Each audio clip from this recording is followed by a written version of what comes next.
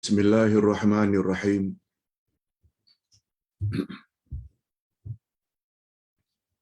Alhamdulillah nahmaduhu wa nasta'inuhu wa nastaghfiruh wa na'udzu billahi min shururi anfusina wa min sayyiati a'malina. May yahdihillahu fala mudilla lahu wa may yudlil fala hadiyalah. Asyhadu an la ilaha illallah wahdahu la syarika lah wa asyhadu anna Muhammadan abduhu wa rasuluh la nabiyya ba'dah.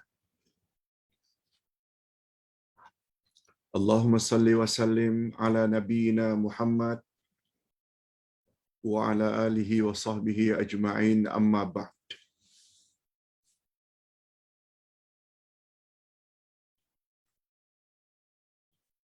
Hadirin dan hadirat serta para pemirsa yang saya hormati, Assalamualaikum warahmatullahi wabarakatuh. Alhamdulillah, kita bersyukur kehadirat Allah Azza wa Jalla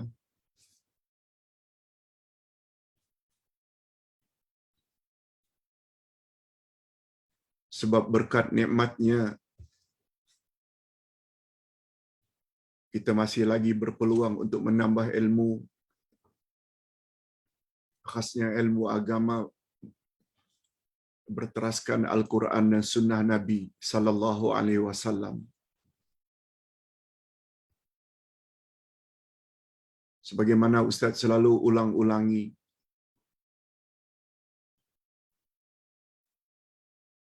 pengajaran Islam tak boleh kita reka-reka. Karena Islam adalah agama Allah yang dibawa oleh Rasul, yang dipanggil dengan agama langit. Kita selaku umat hendaklah senantiasa berpandukan kepada kitab yang Allah turunkan sesuai dengan penjelasan yang datang dari Rasul sallallahu alaihi wasallam. Jika kita senantiasa berpegang teguh dengan prinsip ini, kita akan selamat insya-Allah dunia dan akhirat. Dengan kata lain, kita akan selamat dari kesesatan.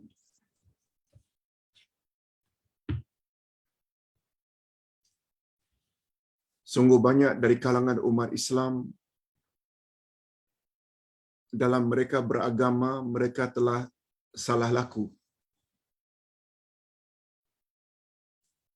Salah laku disebabkan karena jahil terhadap kedua-dua sumber rujukan utama, yaitu Kitabullah dan Rasulullah. Untuk umat akhir zaman, Kitabullah tentu saja maksudnya Al-Quran,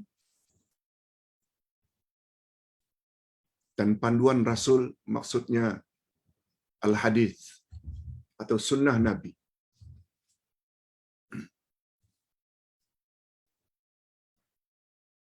Masih banyak lagi dari kalangan umat Islam mengaku diri sebagai Muslim atau Muslimah,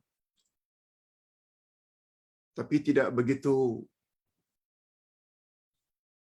percaya dengan panduan Allah dalam Al-Quran dan panduan Rasul dalam sunnah atau hadisnya yang sahih.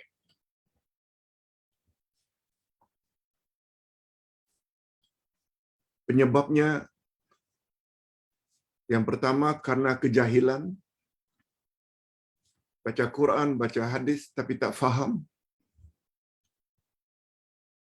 Sebab yang kedua karena terlalu fanatik, ta'assub pada tuan guru.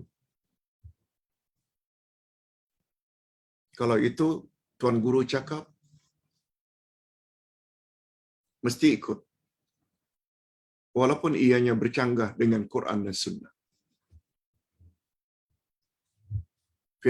Fenomena ini berlaku sejak dulu lagi. Tapi alhamdulillah sudah mula berkurang akhir-akhir zaman. Karena pendakwah mengajak ke arah Al-Quran dan As-Sunnah sudah semakin ramai. Sudah semakin ramai. Alhamdulillah. Bersyukurlah kita yang walaupun dulu jahil, yang walaupun dulu terlalu fanatik dengan satu-satu pandangan, sekarang sudah mula terbuka. Mau menerima kebenaran, tak kira dari mana datangnya.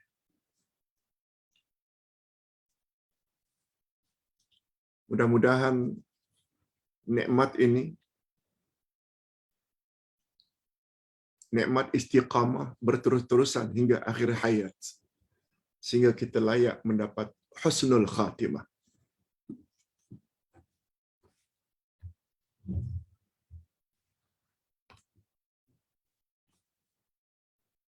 Di antara topik, di antara perkara yang juga barangkali masih terdapat kejahilan di kalangan umat Islam, termasuk topik yang akan kita bahas pagi ini, yaitu perkawinan dengan wanita musyrik dan hukum hakam haid.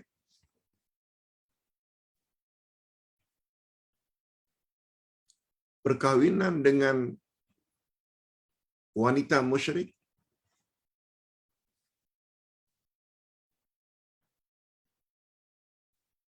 dan hukum hakam haid masih terdapat dalam masyarakat Islam yang mereka punya pandangan tidak sesuai dengan kehendak Allah. Okey. Untuk itu, dalam masa 1 jam ini, kita akan bahas 2 topik ini. Apa hukum orang Islam kahwin dengan orang yang menyekutukan Allah? Bagaimana sebenarnya sikap suami apabila istrinya sedang datang bulan atau sedang haid?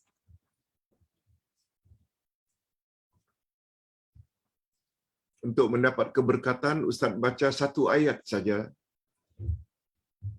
A'udzubillahi minasyaitonirrajim.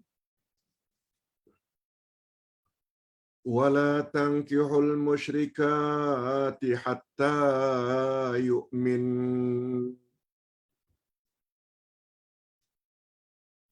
وَلَأَمَةٌ مُؤْمِنَةٌ خَيْرٌ مِّن مُّشْرِكَةٍ وَلَوْ أَعْجَبَتْكُمْ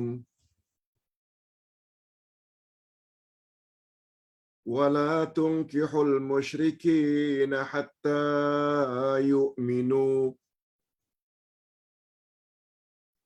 وَلَعَبْدٌ مُؤْمِنٌ خَيْرٌ مِّن مُّشْرِكَةٍ وَلَوْ أَعْجَبَكُمْ أُولَئِكَ يَدْعُونَ إِلَى النَّارِ وَاللَّهُ يَدْعُو إِلَى الْجَنَّةِ وَالْمَغْفِرَةِ بِإِذْنِهِ وَيُبَيِّنُ آيَاتِهِ لِلنَّاسِ لَعَلَّهُمْ يَتَذَكَّرُونَ.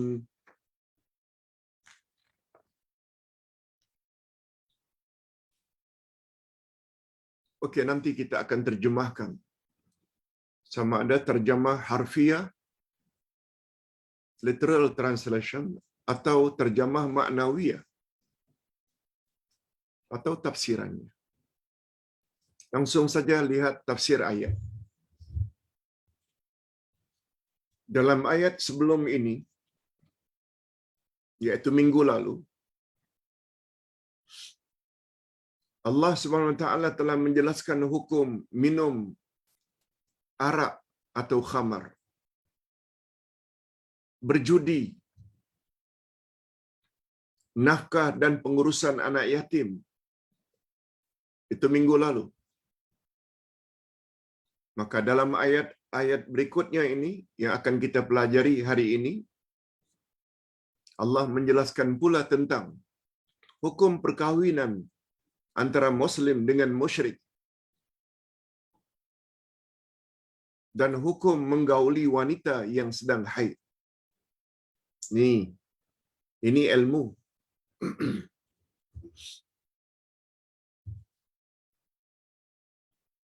Ilmu maknanya mengetahui, ilmu pengetahuan. Jangan sampai jahil. Ustaz selalu ingat, Islam bukan agama nenek moyang.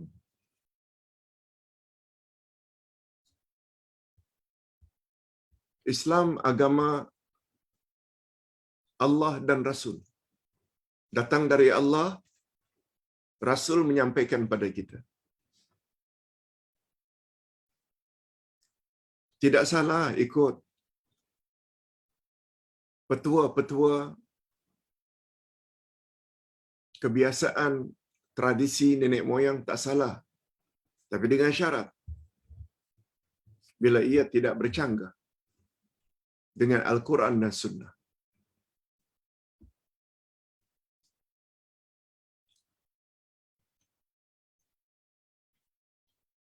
Kita mula tafsirkan ayat.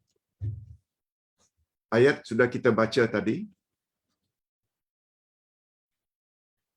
Sekarang kita terjemahkan, terjemah harfiah, word by word. Dan janganlah kamu menikahi wanita-wanita musyrik sebelum mereka beriman.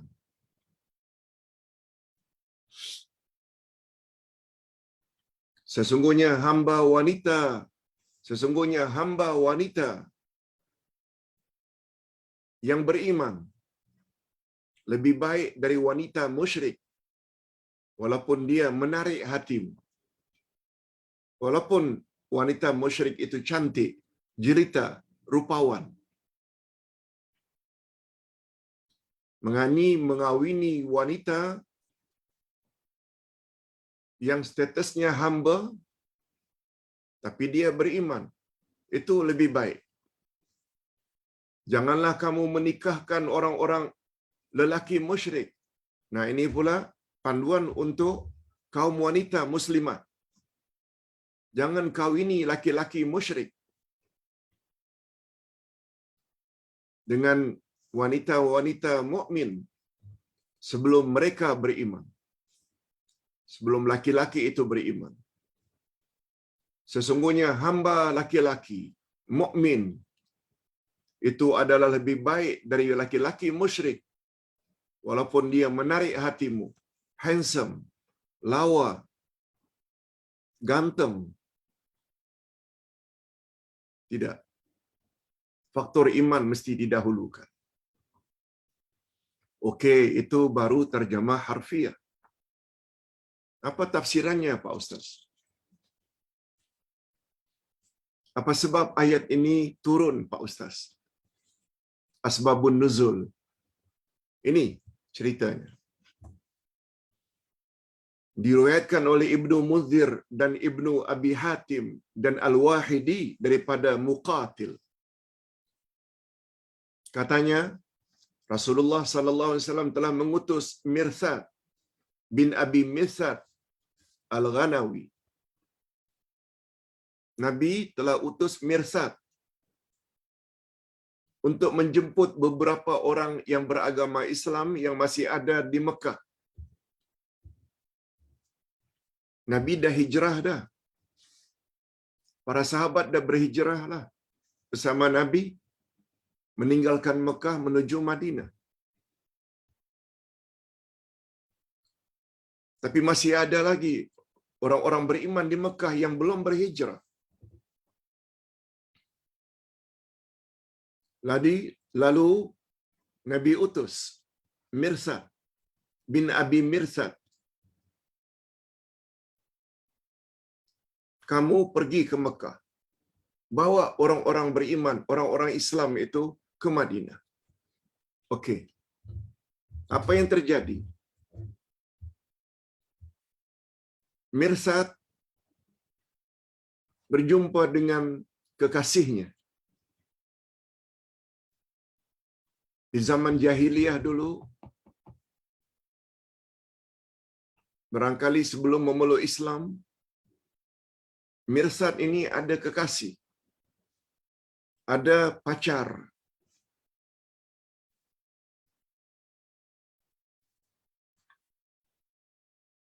Yang bernama Anak. Anak ini cantik.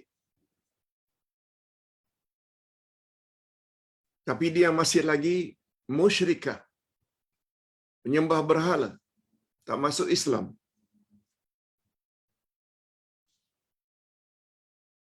Wanita ini adalah kekasih Mirsad pada masa jahiliyahnya. Anak yang mempunyai paras yang cantik mengajak Mirsad bercumbu-cumbuan seperti dulu, berkhalwat, berdua-duaan. Tapi Mirsad yang imannya kuat menolak ajakan Anak sambil berkata, apa kata Mirsad? Islam telah memisahkan antara kita. Islam telah melarang kita berbuat demikian, yaitu berkhalwat, bercumbu-cumbuan, berdua-duaan, padahal mereka tidak kahwin. Apalagi Mirsad sudah memeluk Islam, sedangkan Anak tetap dalam kafirnya.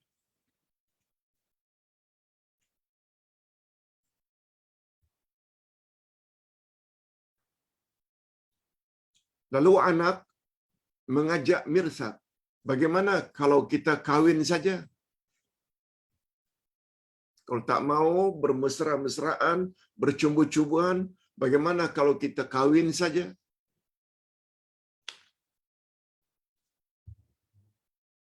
Kalaulah dengan perkahwinan baru boleh bermesra-mesraan, muda-mudi. Coba dengar jawaban Mirsad. Aku setuju, tetapi aku mesti terlebih dahulu minta izin dari Rasulullah sallallahu alaihi wasallam. Itu jawaban Mirsad. Nah, sempena pertanyaan Mirsad kepada Rasul, maka turun ayat tadi. Apa bunyi ayat tadi? Janganlah kamu menikah dengan wanita-wanita musyrik sehingga wanita itu beriman dulu. Beriman maksudnya masuk Islam. Sekarang kita dah jelas sebab mengapa ayat itu turun. Yang kita panggil dengan asbabun nuzul. Makna ayat di atas, janganlah kamu kawini wanita-wanita musyrik yang tidak mempunyai kitab. Musyrik, semua kita tahu, yang tak punya kitab. Ustaz ulang sedikit. Agama ada dua. Agama langit dan agama bumi. Agama langit maknanya agama datang daripada Allah. Allah Subhanahu Wa Taala pilih manusia terbaik zaman tersebut menjadi rasulnya. Kemudian kepada rasul berkenaan diturunkan kitab dari langit. Itu namanya agama langit. Agama langit ada nabi, maaf rasul, dan juga ada kitab. Sedangkan agama yang satu lagi namanya agama bumi, agama yang direka-reka, contoh penyembah berhala di zaman Rasul. Abu Jahal, Abu Lahab, Abu Talib. Hari ini termasuk Buza, Hindu, Majusi, penyembah api. Semua itu musyrikin. Sebab mereka tidak punya Rasul, juga tidak punya kitab dari langit. Termasuk hari ini,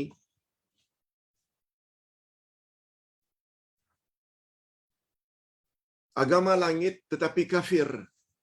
Yahudi dan Nasrani.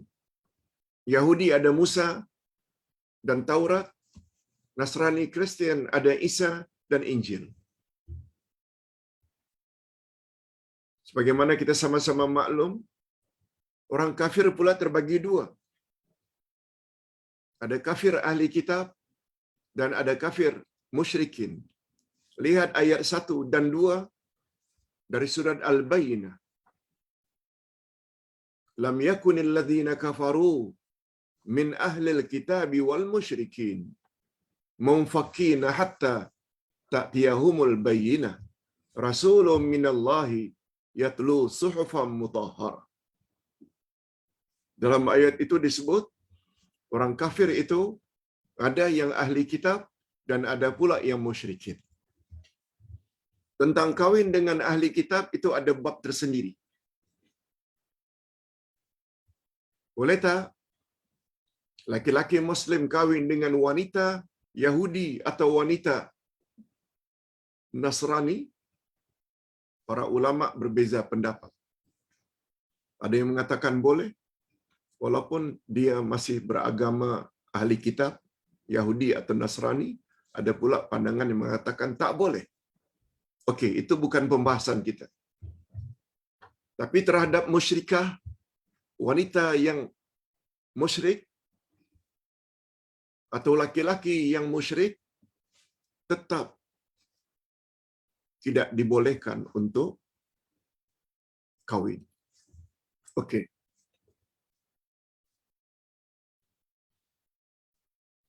Hamba abdi wanita yang dipanggil dengan amah, yang beriman pada Allah dan Rasulnya, walaupun buruk wajahnya, rendah martabatnya sebab sebagai hamba, itu adalah lebih utama daripada wanita yang merdeka tetapi syirik. Walaupun mulia asal usulnya, menarik rupanya, wanita yang musyrikah, tinggi kedudukannya dan banyak hartanya. Sebab dengan iman akan sempurnalah agama. Dengan iman akan sempurnalah agama dan kehidupan seseorang secara serentak. Dapat pasangan isteri yang beriman, isteri itu pula beriman, orang yang beragama, serentak kita mendapat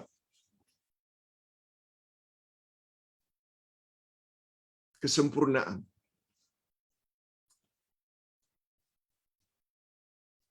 Agama ada, kehidupan pun ada. Sedangkan harta dan kedudukan hanya untuk kesempurnaan kehidupan di dunia saja.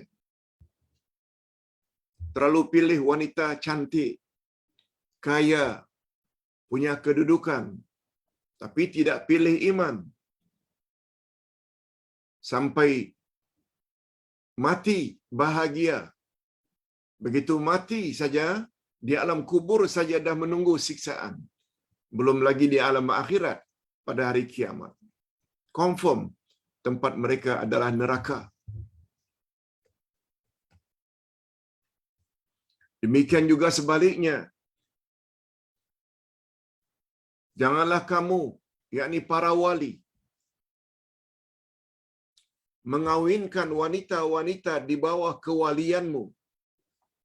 Anak ke, cucu ke, kan ada wali untuk dikawinkan dengan lelaki lain. Jangan kawinkan mereka dengan laki-laki yang tidak beriman. musyrikin, walaupun laki-laki yang beriman itu, walaupun laki-laki kafir musyrik itu handsome, kaya, ada kedudukan, bermacam-macam gelaran,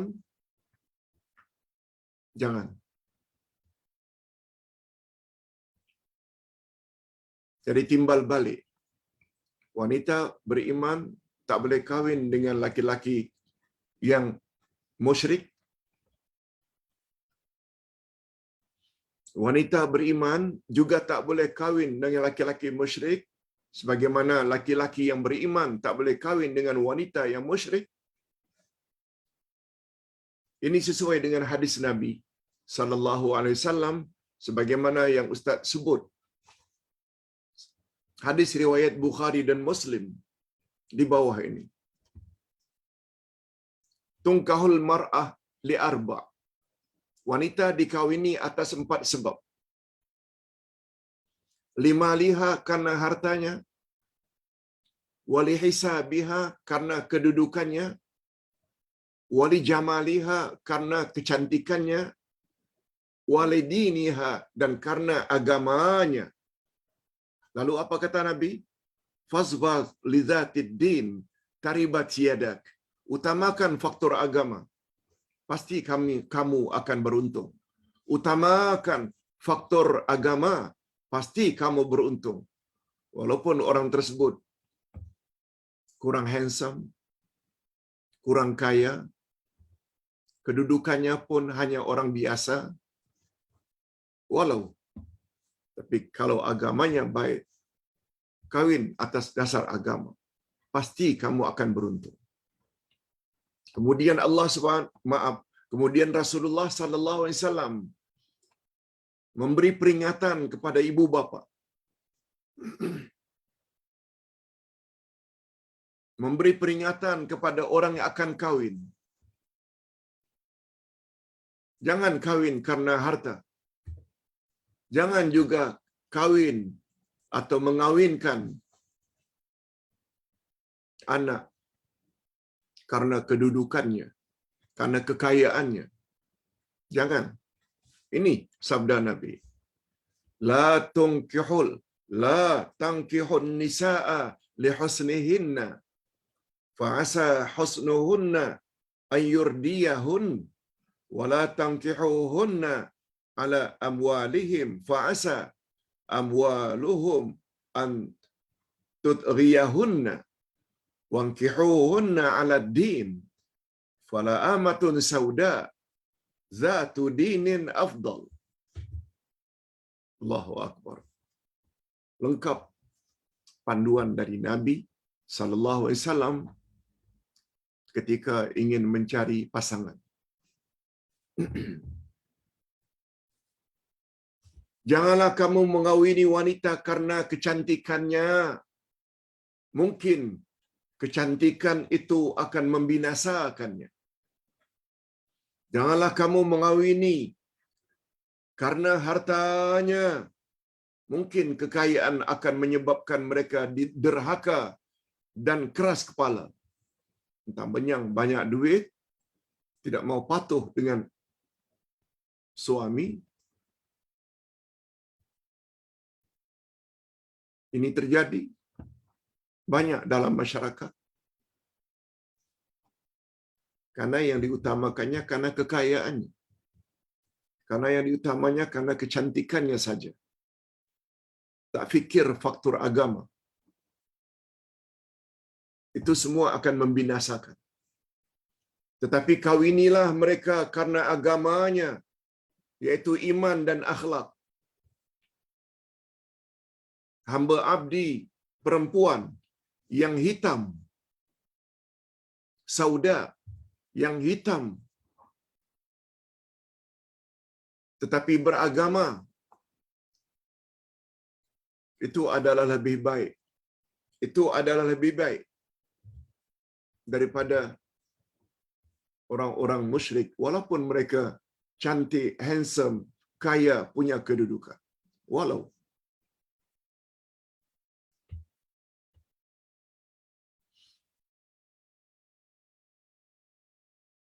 Oleh sebab itu, bagi yang lambat mendapat suami, jangan sampai hilang pertimbangan. Sampai-sampai dipinang oleh lelaki kafir pun akhirnya diterima. No.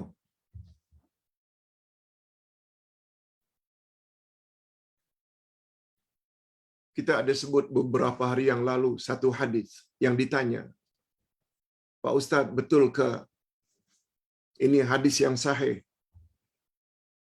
Apabila seseorang itu kawin, maka sempurnalah setengah dari agamanya. Setengah. Tinggal dia menyempurnakan yang setengah lagi. Memang ada hadis, tapi itu tidak sahih. Tapi hadis itu tidak sahih.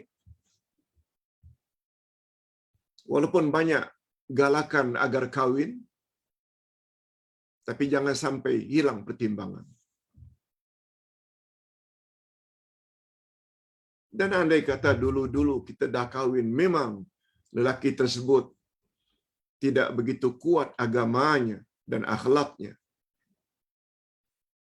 Sekarang sudah 30 tahun kawin dengannya. Umur dah 60, 70.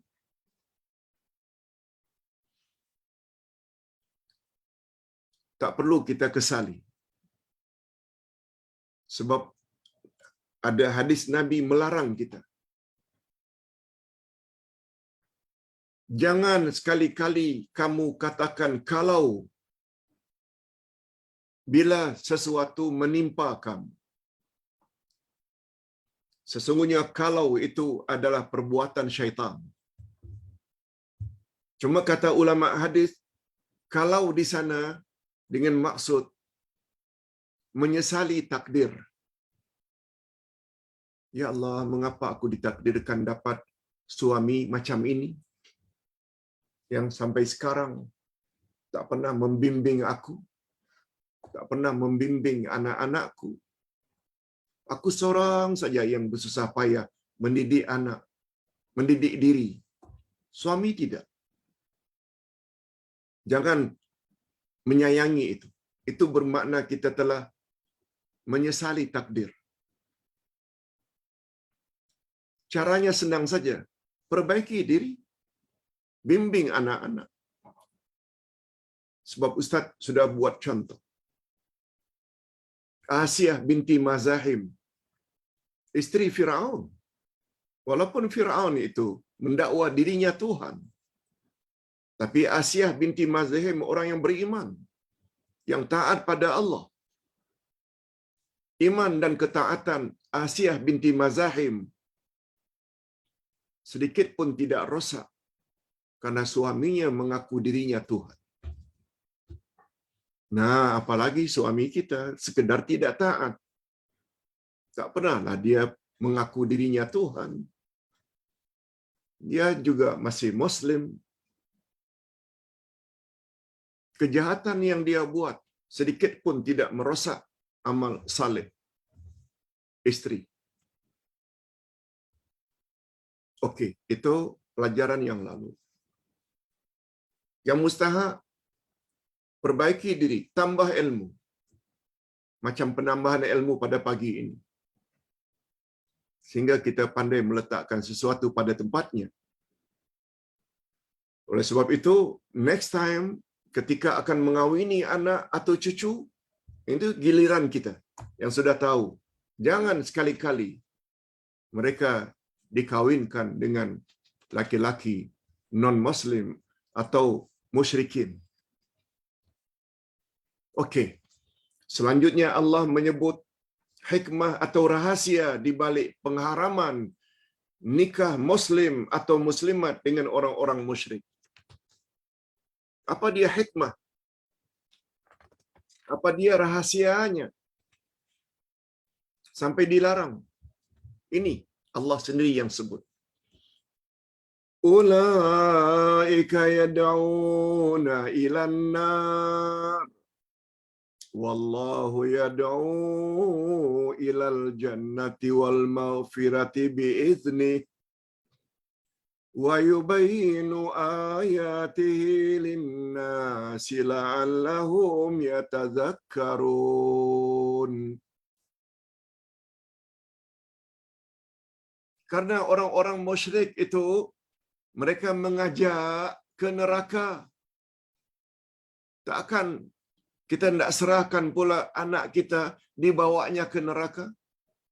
Bila pasangan itu kita tak kisah Muslim atau non-Muslim, orang yang beragama atau orang yang tidak beragama, sebab mereka orang yang tidak beriman, lebih-lebih lagi orang kafir, itu membawa anak kesayangan kita ke neraka. Sedangkan Allah pula mengajak ke syurga. Allah suruh kawinlah dengan orang beriman, walaupun kurang cantik, walaupun tidak ada harta, kawin. Sebab iman itu membawa anak kita ke syurga.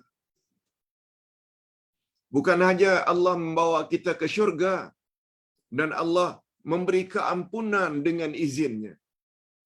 Lengkap dengan keampunan lagi. Dan Allah menerangkan ayat-ayatnya, perintah-perintahnya kepada manusia supaya mereka mengambil pelajaran.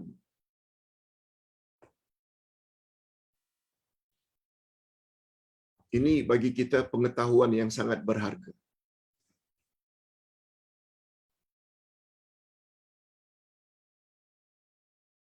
Terjadi di dalam masyarakat, si anak sudah senang berkawan dengan satu orang yang beriman.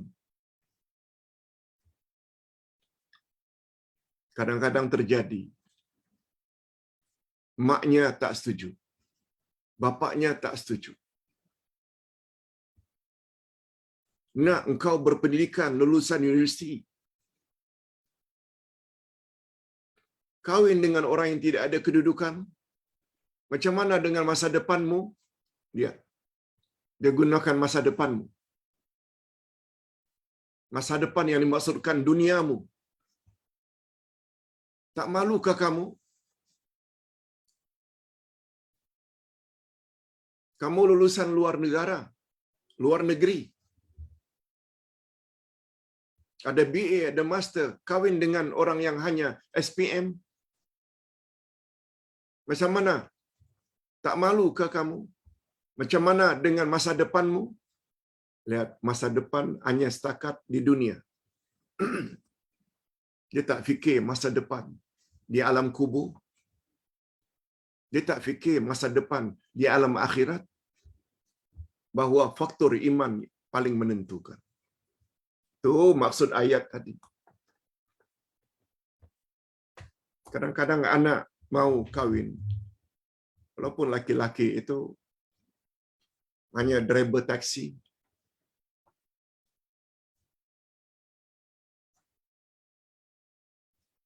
walaupun hanya pembawa Grab,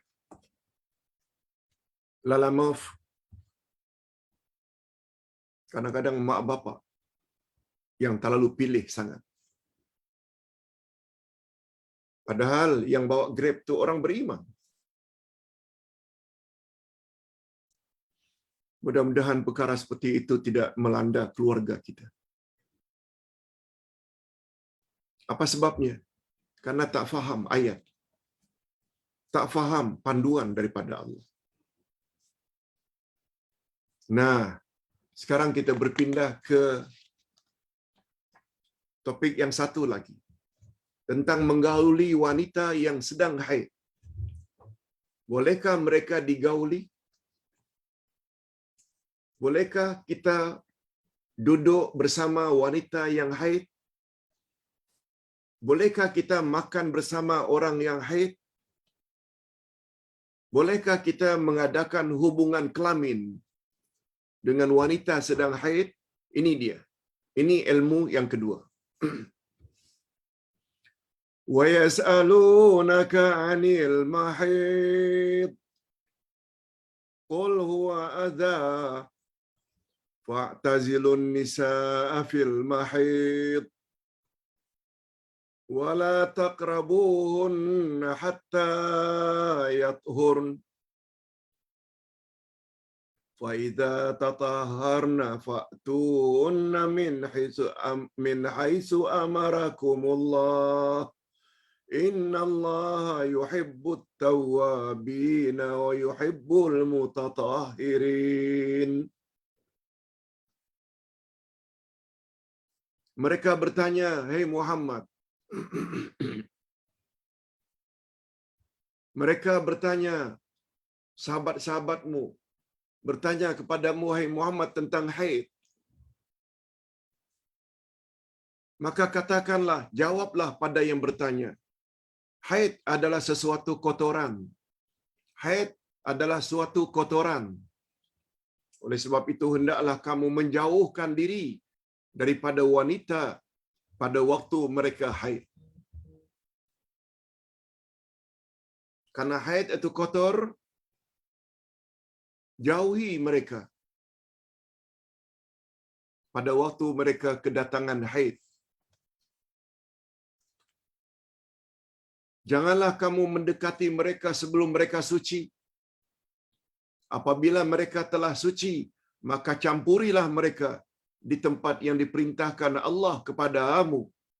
Sesungguhnya Allah menyukai orang-orang yang bertobat dan menyukai orang-orang yang mensucikan diri.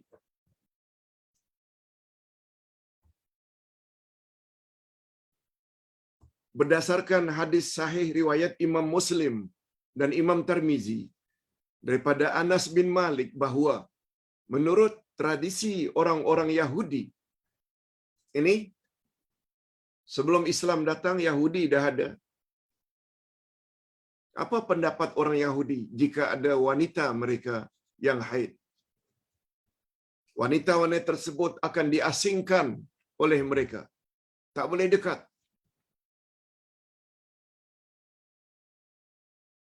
Mereka tak akan campur. Tak makan, tak minum bersama. Nah, mereka tidak tinggal serumah. Diletakkan di gudang belakang sana. Tak boleh serumah.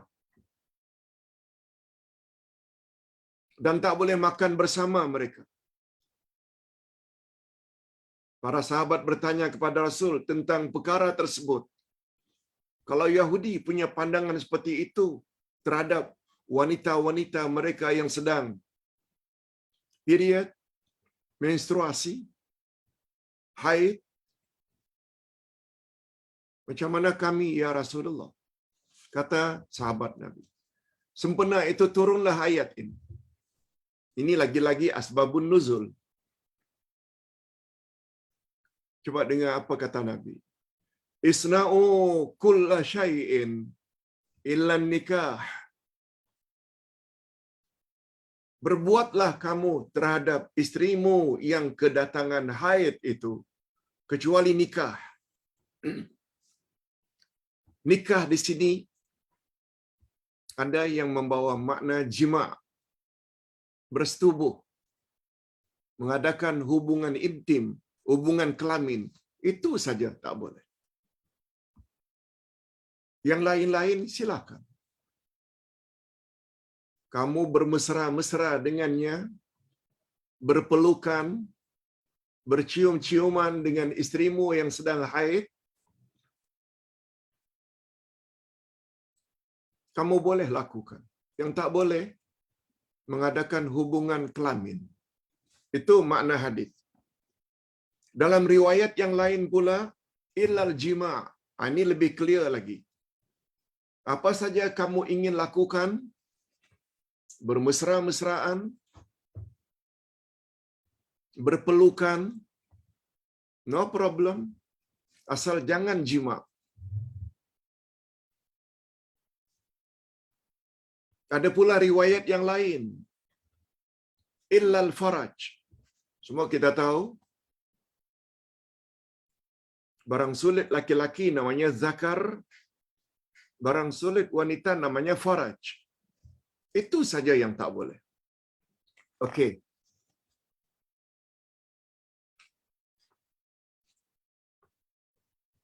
Itu sebab mengapa ayat tadi turun. Nah, sekarang sebagai tafsirannya. Berdasarkan fakta sejarah, rupanya perlakuan manusia terhadap wanita yang sedang haid berbeza-beza. Orang-orang Yahudi lain, orang Nasrani lain, dan musyrikin Arab jahiliyah lain. Macam mana sikap Yahudi bila isteri mereka kedatangan haid? Ini dia. Orang Yahudi berkata, seluruh badan wanita yang sedang haid adalah najis. Itu sebabnya mereka diasingkan tempat tinggalnya. Tak boleh serumah. Oleh itu mereka mengasingkan wanita yang sedang haid ketika makan, ketika minum dan tidur, apalagi. Yahudi keras. Nasrani Kristian pula terlalu lunak. Nasrani Kristian terlalu lunak, terlalu longgar dalam hal ini, sehingga mereka tidak membezakan sama sekali antara menggauli wanita suci dan wanita haid. Hatta mengadakan hubungan intim boleh. Mereka dalam keadaan haid ke digauli, mereka dalam keadaan haid juga boleh digauli. Ini longgar sangat pula. Nah, apa pula pandangan musyrikin? Kalau dua tadi itu agama langit terdahulu, Yahudi dan Nasrani. Arab jahiliyah penyembah berhala sebelum Nabi Muhammad sallallahu alaihi wasallam datang. Apa pula sikap mereka? Orang-orang Arab jahiliyah pula bersikap seperti Yahudi dan Majusi, penyembah api. Mereka sangat keras terhadap wanita yang haid.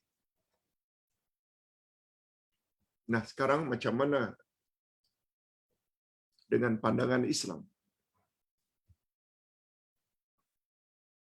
Di sinilah bahayanya bila orang Islam tak faham, tak mau belajar tafsir Al-Quran. Beberapa kesimpulan yang dapat diambil dari ayat di atas. Begitu juga hadis-hadis di atas. Quran dan sunnah Nabi. Apa kesimpulannya, Pak Ustaz? Ini dia. Ini namanya ilmu.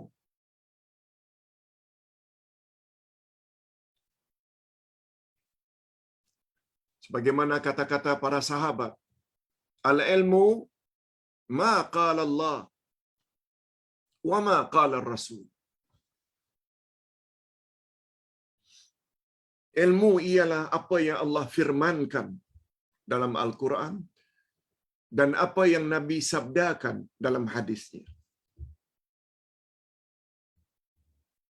Itu sebabnya ada dari kalangan jemaah yang menulis dalam komen,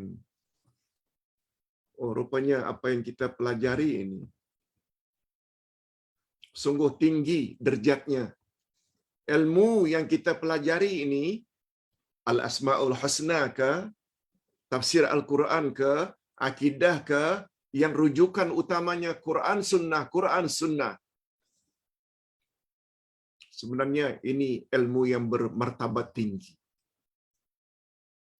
Sesuai dengan kata para sahabat, al-ilmu, ilmu yang sebenar-benar ilmu, knowledge, sebenar-benar knowledge, ialah apa yang Allah firmankan dalam Quran dan apa yang Nabi sabdakan dalam hadis. Itu sebabnya bapa-bapa dan ibu-ibu serta para pemirsa, walaupun kita belajar secara online, tapi kita belajar Quran, belajar sunnah, belajar akidah, belajar al-asma'ul husna, dan selok-belok agama. Sebenarnya tinggi. derajat pembelajaran yang sedang kita terima sekarang ini tinggi. Dan karena ketinggiannya itu, kata Nabi, siapa bersungguh-sungguh pergi ke majlis ilmu, niscaya Allah permudahkan baginya jalan ke syurga. Baik, kita kembali kepada persoalan. Kalau Yahudi, Nasrani, musyrikin punya pandangan begitu terhadap wanita yang sedang haid, bagaimana pula Pak Ustaz dengan ketetapan ilahi Allah? Beberapa kesimpulan yang dapat diambil daripada ayat dan hadis di atas. Pertama, Islam bersikap sederhana, ummatan wasata.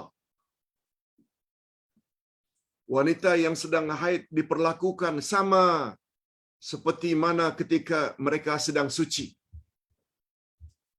Boleh makan bersama mereka, boleh minum, tidur, bermesraan dengan mereka, kecuali jima saja tak boleh. Itu sebabnya maksud ummatan wasata adalah umat yang adil dan pilihan. Adil maknanya pandai meletakkan sesuatu pada tempatnya. Makan dengan istri, makan dengan anak gadis yang sedang haid, no problem. Berbesra-mesra dengan istri yang sedang haid, no problem, kecuali yang satu itu, al-faraj atau al-jima'.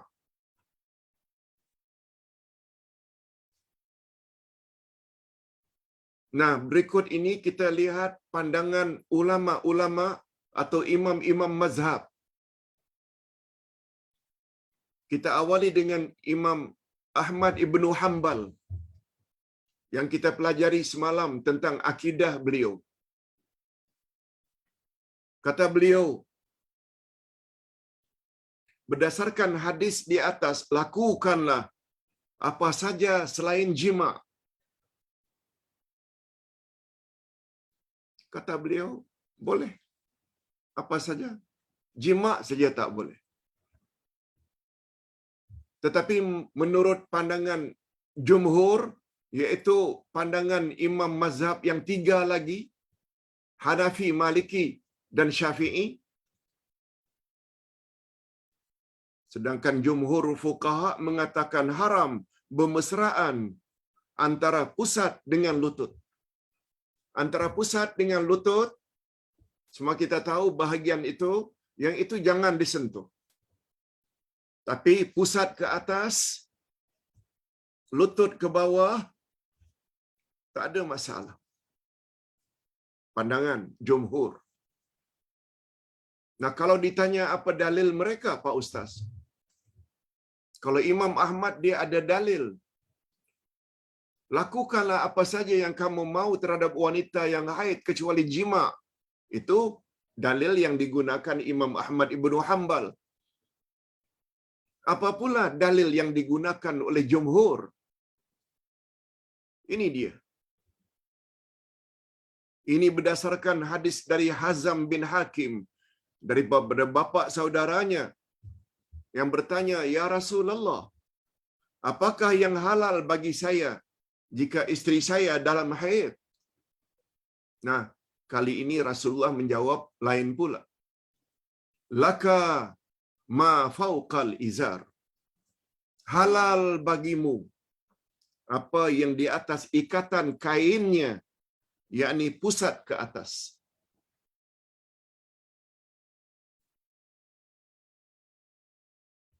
Dari pusat ke bawah, itu jangan disentuh, tetapi pusat ke atas dibolehkan.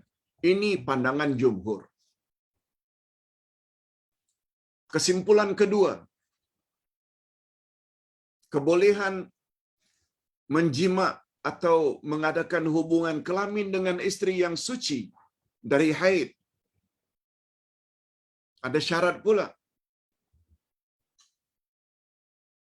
yaitu hendaklah sesudah mandi. masih belum boleh lagi walaupun sudah kering haidnya, lalu mengadakan hubungan kelamin, tak boleh.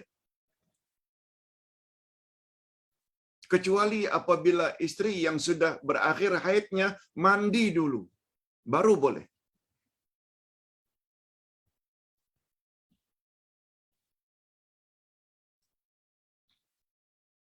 Kalau ditanya apa dalilnya, Pak Ustaz? Ini perlunya kita belajar tafsir. Karena Allah Subhanahu wa taala menyebut suci 2 kali di dalam ayat. Kali yang pertama yataharna, yaitu berhenti daripada haid, kering. Sedangkan suci yang kedua tatharna, yaitu sesudah mandi.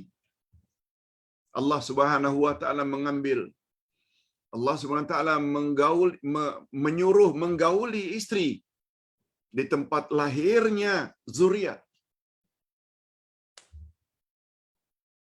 Kalau sudah bersih dari haid dan mandi, baru kamu boleh mengadakan hubungan kelamin dengan istrimu di tempat istrimu mengeluarkan zuriat.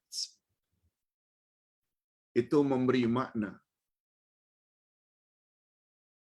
Suami boleh melakukan atau pemuasan nafsu hanya pada bahagian faraj.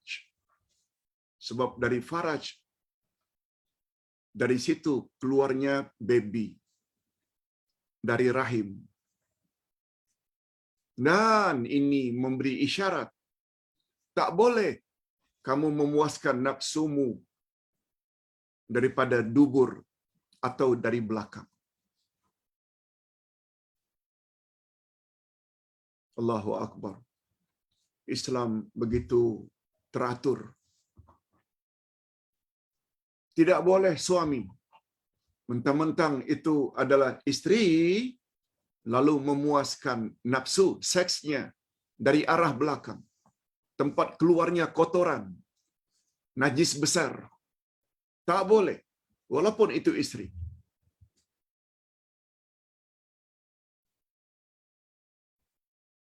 Tetapi tetap, kalau ingin memuaskan juga di tempat keluarnya zuriatmu, yaitu dari faraj. Okey. Minta maaf, hadirin dan hadirat. Pelajaran kita hari ini agak berat sedikit. Tapi karena semua kita sudah lansia, sudah dewasa, sudah baligh, kita tak perlu malu-malu untuk bercakap perkara yang sebenarnya. Andai kata terlanjur, dulunya tobat. Karena Allah Subhanahu wa taala senantiasa menerima tobat. Tidak ada masalah.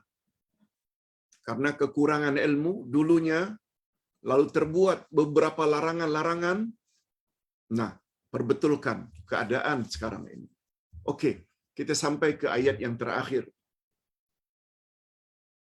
Pembahasan ayat ini juga banyak sebenarnya, tapi mengingat masa, kita ambil masa 5 minit untuk membahas ayat ini. Apa kata Allah? Nisa'ukum harsul lakum fa'tu harsakum anna syi'tum wa qaddimu li anfusikum wattaqullaha wa'lamu annakum mulaquh wa basyiril mu'minin. Istri-istri kamu itu adalah seperti tanah tempat kamu bercocok tanam. Istrimu itu bagaikan kebun, sawah ladang. Maka datangilah sawah ladang atau kebunmu itu, tempat kamu bercocok tanam. Bagaimana saja yang kamu kehendaki. Isteri-isteri kamu itu adalah sawah kamu, tempat kamu bercocok tanam untuk mendapat zuriat. Oleh sebab itu, datangilah isteri-isteri kamu dengan cara macam manapun yang kamu sukai. Dan kerjakanlah amal yang baik untuk dirimu dan bertakwalah kepada Allah, dan ketahuilah bahawa kamu kelak akan menemuinya, dan berilah kabar gembira kepada orang-orang yang beriman. Pak Ustaz, itu baru terjemah harfiah. Apa dia terjemah maknawiah atau tafsirannya? Ini dia.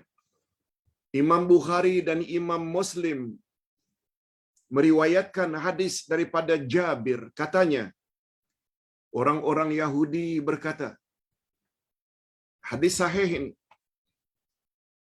Apa kata Yahudi? Jika suami mengadakan hubungan kelamin atau jima dengan istrinya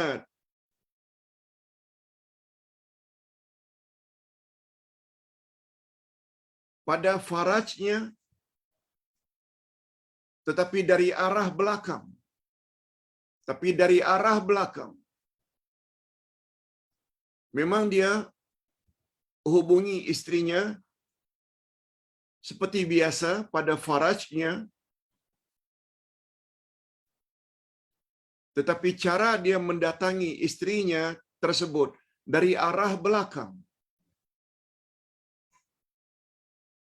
maka anaknya kelak akan lahir dalam keadaan juling matanya. Tahu kita makna juling?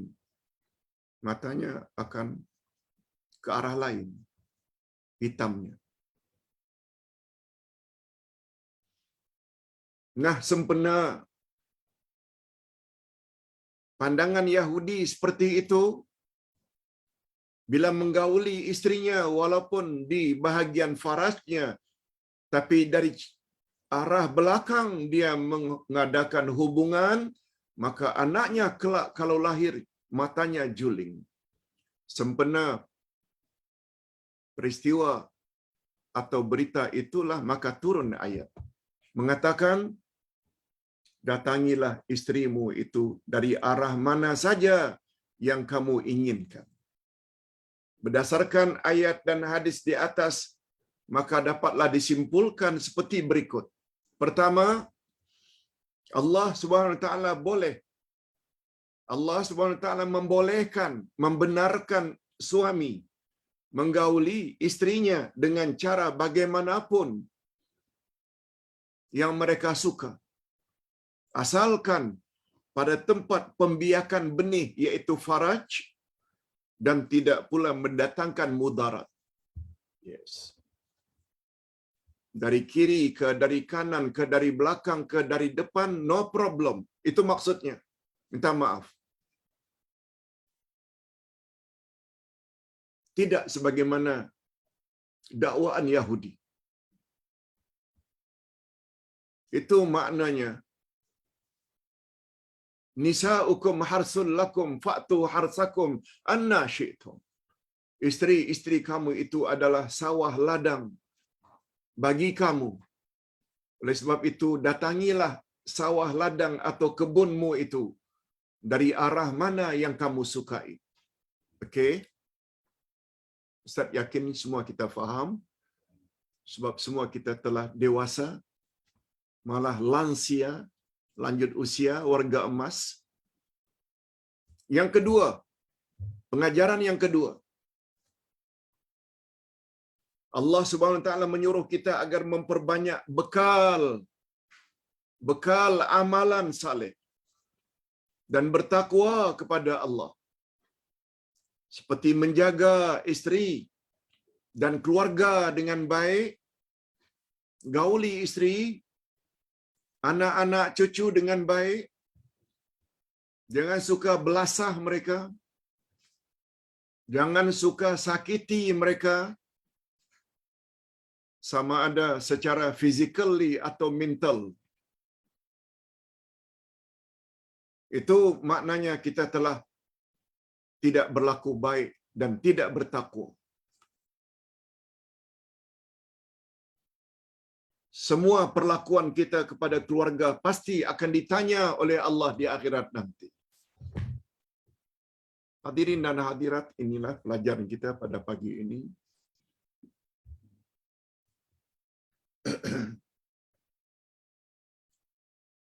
Cuma nasihat Ustaz, andai kata pada masa-masa silam ketika masih muda, kita telah tersilap langkah berbeza dengan kehendak Allah dalam ayat ini. No problem. Minta ampun pada Allah, tobat pada Allah, berjanji tidak akan ulang lagi perkara yang sama pada masa-masa yang akan datang. Itu saja. Ingat selalu kaedah.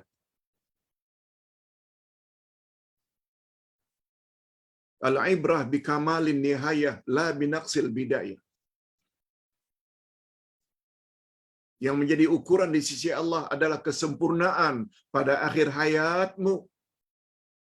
Bukan yang jadi ukuran di sisi Allah serba kekurangan di masa muda.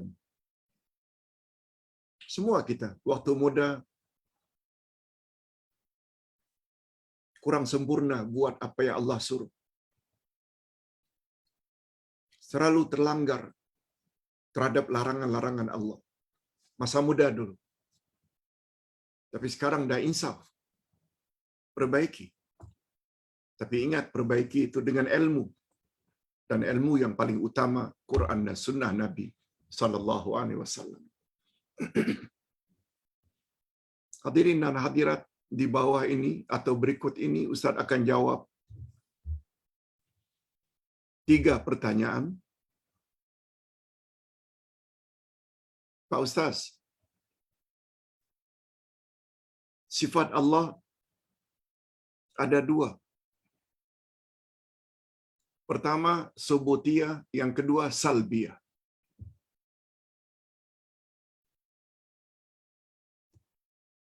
Subutiyah maknanya sifat kesempurnaan. Salbiyah, Allah menafikan kekurangan dari dirinya.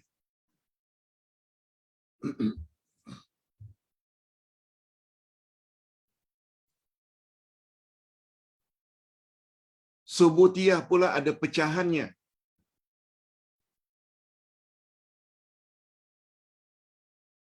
Macam mana bahagian dari subutiyah, Pak Ustaz? Mungkin ramai yang kabur. Mohon penjelasannya, Pak Ustaz. Ustaz tidak dapat jawab dengan panjang lebar pada masa ini. Tapi Ustaz akan jawab ringkas saja. Cuma minta tolong, khasnya yang bertanya.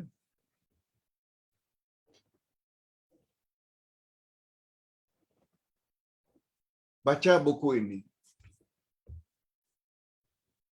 Dari awal hingga muka surat 90.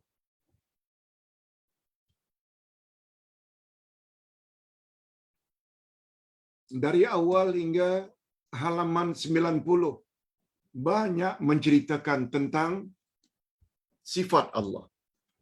Kaedah nama Allah, kaedah sifat Allah.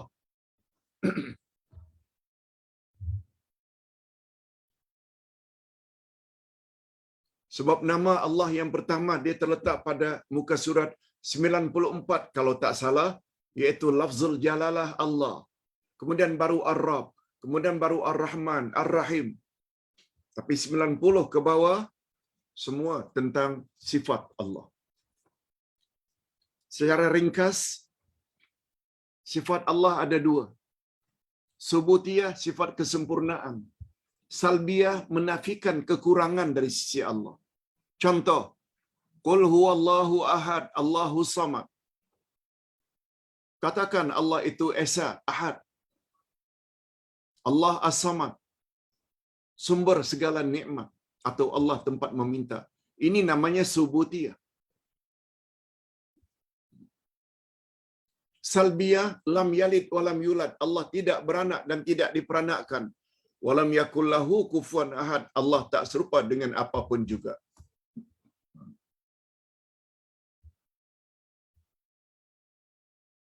Perkara yang sama terdapat pada awal ayatul kursi.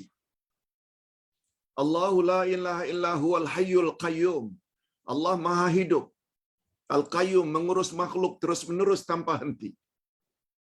Itu subutiyah, sebab kempurnaan. Lalu diikuti, la ta'khuzuhu sinatun wala naum. Allah tidak ngantuk dan Allah tidak tidur. Ini memberi gambaran sifat Allah pada garis besarnya dua saja. Subutiyah dan salbiyah. Subutiyah terbagi dua pula. Subutiyah zatiyah dan subutiyah fi'liyah. Subutiyah zatiyah iaitu sifat kesempurnaan yang tak pernah pisah dengan zat Allah. Senantiasa. Seperti Allah maha hidup. Betul tak? Kehidupan bagi Allah tak pernah pisah. Dan tidak tertakluk pada kehendak Allah. Bila dia hendak hidup, dia hidup. Bila dia hendak tidak mau hidup, dia mati. No. Hidup Allah itu senantiasa. Sebagaimana ilmu Allah senantiasa. Allah mengetahui. Tapi subutiyah yang satu lagi, subutiyah fi'liyah. Dia ada kaitan dengan kehendak Allah. Ar-Razzaq. Allah pemberi rezeki. Dia beri rezeki untuk siapa yang dia kehendaki. Dan dia tidak beri rezeki kepada siapa yang dia tidak kehendaki. Memberi hidayah. Allah beri hidayah kepada siapa yang dia kehendaki. Dan Allah tidak beri hidayah pada siapa yang dia kehendaki. Nah, yang kedua ini namanya subutiyah fi'liyah. Sebab dia sangat tertakluk dengan kehendak Allah. Okey, itu jawaban Ustaz. Untuk mendapat penjelasan, silakan baca buku. Nah, kedua-dua kuliah Ustaz semalam. Yang pertama, nama Allah Al-Quddus pada kuliah subuh. Yang kedua, akidah Imam Ahmad Ibn Hanbal, kuliah duha. Kedua-duanya banyak menyebut tentang Al-Asma'ul Husna, khasnya tentang dua sifat Allah tersebut. Sila baca balik, sila dengar balik YouTube-nya. Dan Ustaz ucapkan banyak terima kasih kepada Surau Jumaat As-Sabah, kuliah subuh, yang telah mengirim kepada tim, khasnya Pak Yusuf, untuk disebarkan beberapa siri tentang lafzul jalalah Allah, Rabb, Ar-Rahman, Ar-Rahim, Malik, Al-Hayyu, Al-Qayyum, Al-Quddus. Sudah ada bersiri. Senang untuk kita rujuk. Silakan dengar balik YouTube tersebut. Yang kedua pertanyaan, Pak Ustaz. Ini pertanyaan dari Indonesia, mau tanya Pak Ustaz. Betulkah amalan ini? Yaitu menurut Imam Al-Ghazali. Imam Al-Ghazali, zikir itu ada bermacam-macam. Ada zikir untuk hari Jumaat, yaitu Ya Allah, Ya Allah, Ya Allah. Hari Sabtu, La ilaha illallah. Nah, disebut pula itu, Ya Allah pada hari Jumaat 1000 kali. Ada hari Sabtu, La ilaha illallah juga 1000 kali. Hari Ahadnya, yaitu Ya Hayyu Ya Qayyum, 1000 kali. Hari Isnin, La Hawla Wa La Quwata Illa Billahil Aliyil Azim, 1000 kali. Hari Selasa, Allahumma salli ala Sayyidina Muhammad wa ala alihi wa sahbihi wa sallim, 1000 kali. Hari Rabu, Astaghfirullahalazim, 1000 kali. Hari Khamis, Subhanallahil Azim wa bihamdi. Itu pandangan Imam Al-Ghazali. Mohon pencerahan, kata jemaah dari Indonesia. Ustaz jawab, Nabi Muhammad sallallahu alaihi wasallam tidak pernah menetapkan ada zikir-zikir tertentu pada tiap-tiap hari tertentu. Kecuali kalau ada pun, Nabi anjurkan sangat agar memperbanyak selawat pada hari Jumaat. Selawat pada hari lain boleh juga, tapi pada hari Jumaat perbanyakkan selawat. Itu ada. Tapi hari Jumaat justru ya Allah, ya Allah, ya Allah. La ilaha illallah pula 1000 kali pada hari Sabtu. Selawat pula justru pada hari Selasa. Tidak datang dari Nabi. Bila Ustaz ditanya, macam mana pandangan Ustaz? Ustaz tidak ikut pandangan Imam Al-Ghazali dalam konteks ini. Sebab itu bermakna beliau telah meletakkan atau menetapkan sesuatu yang Nabi tidak tetapkan. Ingat selalu, zikir ada dua macam. Ada zikir am, ada zikir khas. Ustaz ulang, bukan sifat Allah saja ada dua, subutiyah, salbiyah. Bukan saja subutiyah terbagi dua, subutiyah zatiyah, subutiyah fi'liyah. Bukan hanya doa, ada doa usana dan ada doa uttalab. Zikir juga ditinjau dari satu sudut. Ada dua. Zikir am. Boleh kita baca bila-bila masa. Siang ke malam ke, hari Senin ke, hari Selasa, hari Rabu. Seperti la ilaha illallah, astaghfirullahalazim, la haula wala quwata illa billah. Tak ada ketentuan. Itu namanya zikir am. Kalau Nabi amkan. Itu baru namanya ikut sunnah Nabi. Tapi bila Nabi khaskan, ini namanya zikir khas. Selesai salam dari salat fardu, Assalamualaikum warahmatullahi wabarakatuh. Astagfirullah, astagfirullah, astagfirullah. Nabi yang sebut. Allahumma antas salam wa minkas salam tabarakta ya zal jalali wal ikram. Nabi yang sebut. Ayatul Kursi, Allahu la ilaha illa huwal hayyul qayyum. Nabi yang sebut.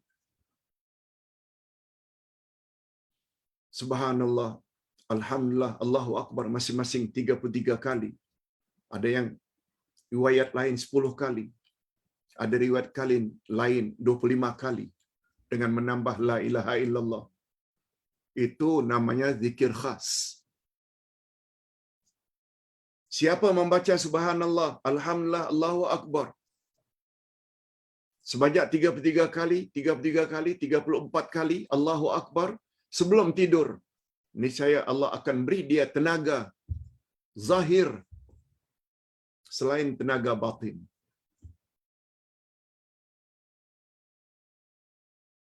Itu namanya zikir khas. Bila kamu akan keluar rumah, baca bismillah tawakkaltu 'alallah la haula wala quwata illa billah. Itu namanya zikir khas. Jadi menentukan hari ini zikir ini, hari ini zikir ini tidak pernah datang dari Nabi.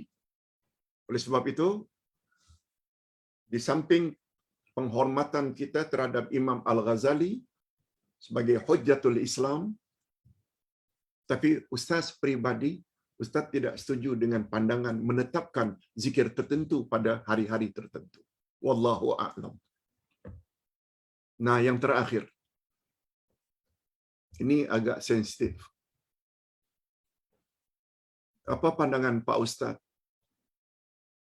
Ada komen orang-orang tertentu, ustaz-ustaz tertentu, seorang tuan guru, beliau juga seorang ustaz, melafazkan kata-kata wababi. Tak maaf, mereka gelarkan grup Wahabi ini dengan wababi. Hadirin dan hadirat, Setahu Ustaz, setelah belajar 2 universiti di Arab Saudi, 4 tahun di Madinah, Islamic University, Madinah, 4 tahun di Riyadh,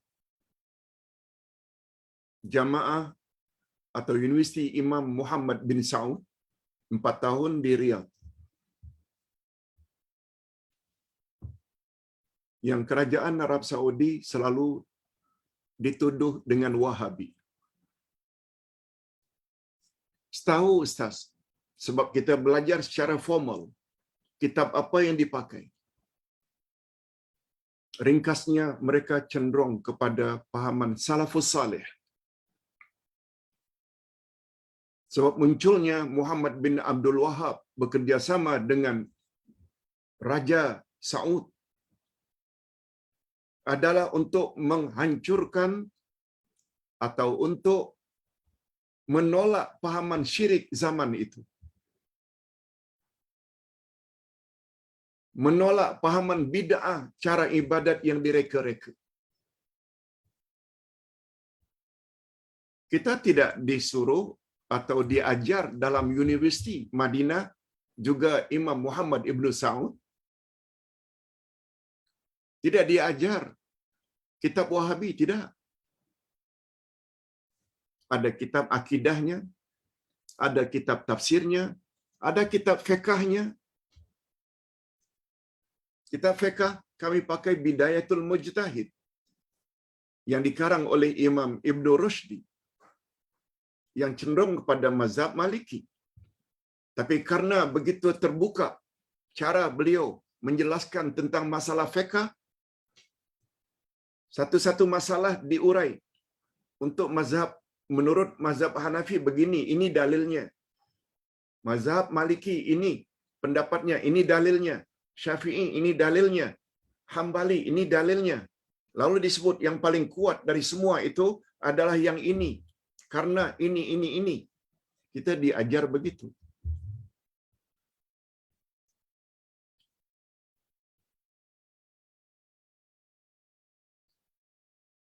Tentang akidah, kita diajar akidah Ahlus Sunnah wal Jamaah sebagaimana pandangan 3 kurun pertama.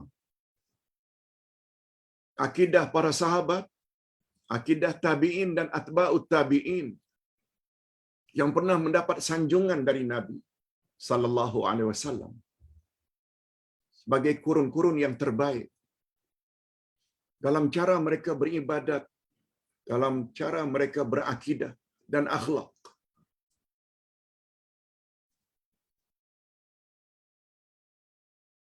Oleh sebab itu, apabila kelompok seperti itu yang ingin hidupkan semangat salafus saleh, ajaran salafus saleh yang berpaksi pada Quran dan Sunnah,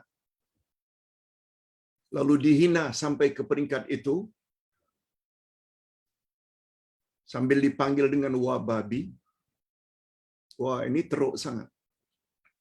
Satu penghinaan yang sangat keras. Dan orang tersebut tidak layak memimpin pondok, tidak layak bergelar ustaz. Ustaz masih ingat, golongan seperti itu tuh yang wajarnya kepada non-Muslim. Ustaz buat contoh, pada suatu hari Nabi Muhammad sallallahu alaihi wasallam di Madinah mendatangi perkampungan Yahudi. Perkampungan Yahudi. Sebelum mereka diusir keluar sehingga Madinah menjadi tanah haram. Sebelum itu mereka duduk bersama. Nabi saja-saja begitu sampai pada kelompok orang Yahudi, Nabi yang sebut, ya ikhwanal qiradah wal khanazir. Saudara mara monyet dan khinzir. Khinzir tu babi lah. Membuat orang-orang Yahudi ketika itu tertanya-tanya sesama mereka.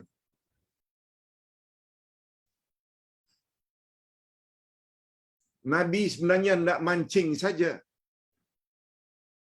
Yahudi bertengkar sesama mereka. Siapa ya yang buka rahasia di antara kita ni beritahu kepada Muhammad bahawa nenek moyang dulu kita pernah Allah jadikan monyet, kunu qiradatan khasiin dalam Quran. Karena mereka melanggar, memancing pada hari Sabtu. Lalu Allah Subhanahu wa taala jadikan mereka monyet yang hina. Kunu qiradatan khasiin. Begitu juga tentang khinzir. Tabiat mereka bagikan khinzir. Lalu Nabi pancing. Saudara mara, monyet dan babi. Itu yang Nabi tujukan kepada Yahudi. Sekarang kepada umat Islam yang ingin mempertahankan ajaran Nabi, Quran dan Sunnah, lalu mendapat gelaran yang sama macam gelaran yang sepatutnya untuk Yahudi, cukuplah. Itu pencerahan dari Ustaz, iaitu satu gelaran yang sangat tidak berakhlak. Orang kafir hari ini pun kita berat tak sebut perkara itu. Apalagi terhadap orang yang ingin memperjuangkan Quran dan Sunnah. Itu dulu yang dapat Ustaz sampaikan. Wabillahi taufiq wal hidayah. Subhanakallahumma wa bihamdik. Asyhadu an la ilaha illa anta wa atubu ilaik. Kita akhiri dengan doa. Alhamdulillahirabbil alamin.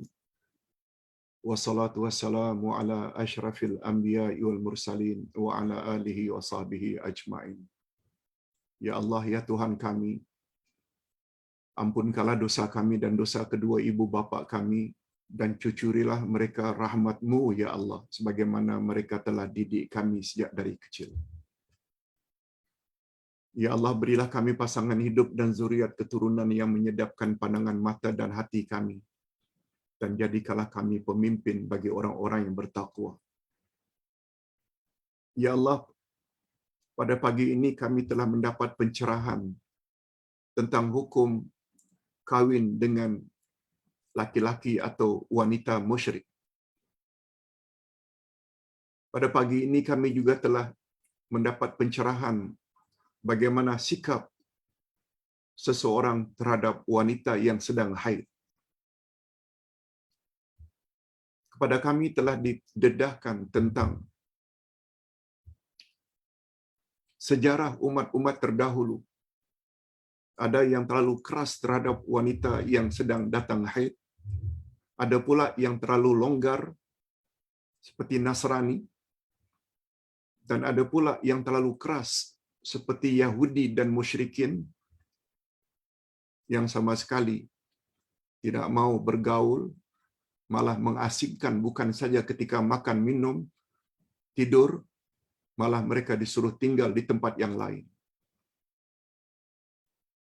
Kami bersyukur ya Allah karena sebagai umat Islam senantiasa berpahaman wasata, meletakkan sesuatu pada tempatnya.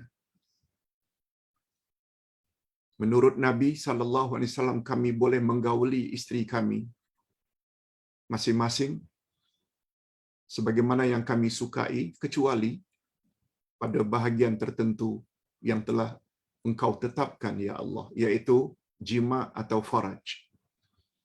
Ya Allah, ya Tuhan kami senantiasa memerlukan ilmu yang bermanfaat, yang berteraskan Al-Quran dan As-Sunnah. Sebab dengan hanya begitu kami akan terhindar dari kesesatan. Dan atas dasar itu, andai kata kami telah melakukan larangan-larangan-Mu dalam keadaan kami dulunya jahil, kami mohon ampunan-Mu ya Allah. Sebab tidak ada yang dapat memberi keampunan kecuali hanya Engkau. Akhirilah hidup kami dalam keadaan husnul khatimah. Dan jangan Engkau akhiri dalam keadaan su'ul khatimah. Dan untuk mencapai derajat itu kami tahu kami mesti berusaha sungguh-sungguh menambah ilmu dan istiqamah. Wa sallallahu ala nabiyyina Muhammad wa ala alihi wa sahbihi ajma'in. Subhana rabbika rabbil izzati amma yasifun. Wa salamun alal mursalin. Walhamdulillahi rabbil alamin. Subhanakallahumma wa bihamdik. Asyhadu an la ilaha illa anta astaghfiruka wa atubu ilaik. Wassalamualaikum warahmatullahi wabarakatuh.